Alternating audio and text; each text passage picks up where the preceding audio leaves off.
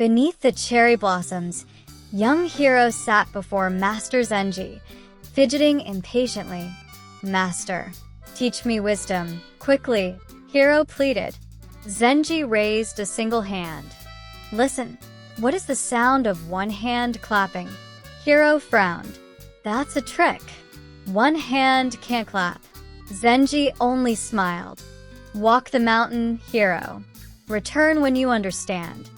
And so, Hiro's journey began. Hiro wandered into the bamboo forest, where an old woodcutter split logs with slow, steady hands. "Teach me wisdom," Hiro demanded. The woodcutter smiled. "Help me chop wood first." Impatient, Hiro swung his axe too hard. The blade stuck. He yanked, but it wouldn't budge. The woodcutter shook his head. "Not with force. Try again, slower."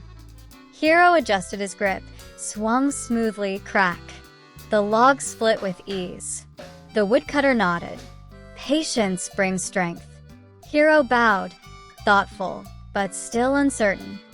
Further down the mountain, Hiro found an old fisherman, motionless by the river. "Fisherman, what is the sound of one hand clapping?" The fisherman only watched the water. "Why don't you pull the fish up?" Hiro asked. The old man smiled. "If I rush, I catch nothing." Hiro sat beside him, waiting. The river flowed. Wind rustled the reeds. Then a tug. The fisherman pulled, and a gleaming fish rose from the water. "See," the old man said. "The river speaks to those who listen." Hiro closed his eyes, listened, and heard stillness within movement. Night fell as Hiro returned to the temple. "Master, I chopped wood weighted by the river, but I still don't understand." Zenji raised a single hand. "Listen, Hiro." Hiro frowned, but this time, he closed his eyes. He listened, truly listened.